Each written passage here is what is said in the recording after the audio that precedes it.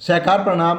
सहकार साथियों, जैसा कि हम हरियाणा सहकारी समितियां नियम 1989 के नियम 25 में निर्धारित अपेंडिक्स ए के भाग 4 में वर्णित प्राथमिक सहकारी समितियां यानी कि प्राइमरी कोऑपरेटिव सोसाइटी जिनके सदस्यों की संख्या 300 से कम है, इसमें primary cooperative land development banks, the cane growers cooperative societies, the marketing और marketing cum processing societies, sugar mills और अर्बन बैंक्स शामिल नहीं हैं के समिति सदस्यों के चुनाव की प्रक्रिया के बारे में विचार विमर्श कर रहे हैं। साथियों, हमने अपने पिछले वीडियो में बताया है कि इन समितियों की आम सभा में किस प्रकार प्रबंधक कमेटी के सदस्यों का चुनाव किया जाता है। इसके उपरांत आज के वीडियो में हम नियम 42 व 43 की चर्चा करेंगे। वीडियो को ज़्यादा से ज़्यादा सहकार साथियों तक पहुंचाने के लिए शेयर करें, लाइक करें तथा चैनल को सब्सक्राइब ज़रूर करें। चुनावी नियम 42 इलेक्शन रिजल्ट्स के बारे में बताता है। इलेक्शन रिजल्ट्स का भाग 1, the candidates found to have obtained largest number of votes in order of merit shall be declared elected by the presiding officer. In the event of candidates securing equal number of votes, the matter shall be decided by the presiding officer by drawing lots. यानी कि चुनावी नियम 42 हमें प्रबंधक committee के सदस्यों के चुनाव परिणाम की घोषणा के बारे में जानकारी देता है। चुनाव परिणाम नियम का भाग 1 हमें बताता है कि योग्यता के क्रम में सबसे अधिक वोट प्राप्त करने वाले उम्मीदवारों को पीठासीन अधिकारी द्वारा निर्वाचित घोषित किया जाएगा। उम्मीदवारों को समान संख्या में मत प्राप्त होने की स्थिति में मामले का निर्णय पीठासीन अधिकारी द्वारा लॉटरी निकालकर किया जाएगा। चुनावी नियम 42 का भाग 2 हमें बताता है, the presiding officer shall immediately after declaration communicate the result of elected members to the manager of the cooperative society and send a copy of the same to the assistant registrar cooperative societies and the cooperative financing institution to which the cooperative society concerned is affiliated। यानी कि चुनावी नियम 42 का भाग 2 हमें बताता है कि पीठासीन अधिकारी निर्वाचित सदस्यों के परिणाम की घोषणा के तुरंत बाद सहकारी समिति के प्रबंधक यानी कि मैनेजर को सूचित करेगा और उसकी एक प्रति सहायक रजिस्ट्रार सहकारी समितियां और सहकारी वित्त पोषण संस्थान को भेजेगा, जिससे कि वह सोसाइटी यानी कि सहकारी समिति संबंध है। चुनाव नियम 42 का भाग 3 हमें बताता है कि the proceedings of the general meeting shall also be written in the minutes book of the cooperative society and shall be signed by the presiding officer।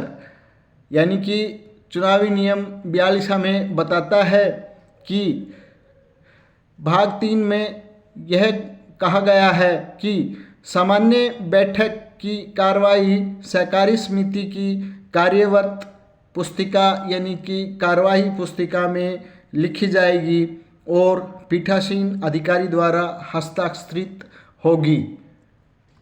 यानी कि जो आम सभा के चुनाव की प्रक्रिया की गई है वह पूरी प्रक्रिया समिति की कार्रवाई पुस्तिका में लिखी जाएगी। प्राय देखने में आया है कि कंप्यूटर से प्रिंट करके उस प्रिंटेड कार्रवाई को कार्रवाई पुस्तिका में चिपका दिया जाता है, जो कि एक अनुचित प्रक्रिया है। सभी प्रकार की समितियों से यह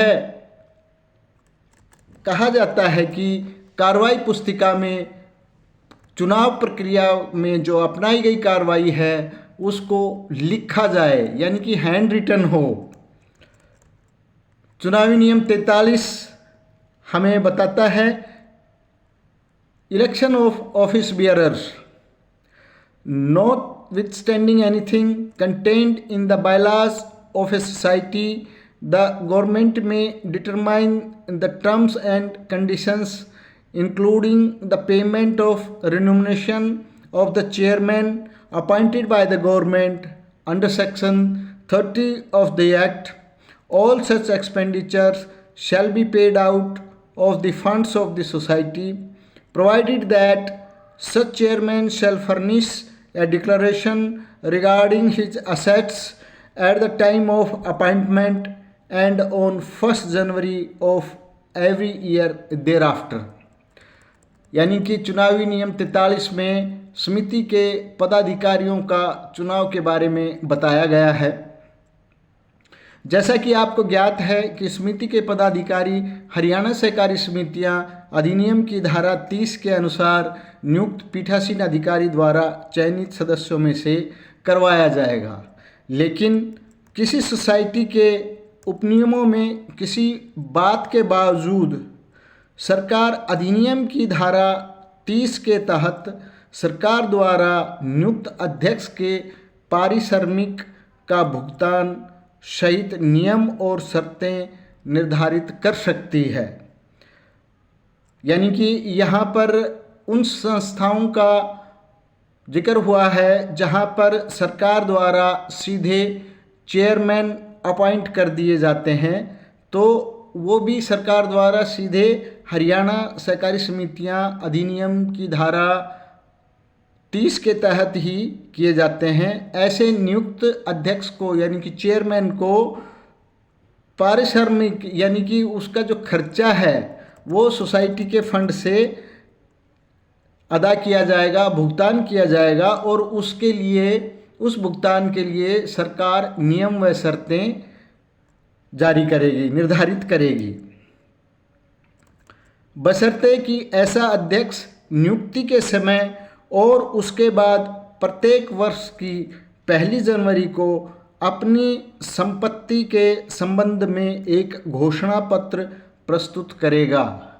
यानी कि यहाँ पर यह शर्त लगाई गई है कि यदि सरकार किसी भी समिति में इस प्रकार का अध्यक्ष यानी कि चेयरमैन नियुक्त करती है जिसका भुगतान सोसाइटी के फंड से किया जा रहा है, जिसके पारिश्रमिक का भुगतान सोसाइटी के फंड से किया जा रहा है, वह अपनी संपत्ति का एक तो नियुक्ति के समय जिस समय उसको चेयरमैन नियुक्त किया जाता है उस समय तथा उसके उपरांत प्रत्येक वर्ष की 1 जनवरी को वह अपनी संपत्ति की संबंधित घोषणा पत्र देगा।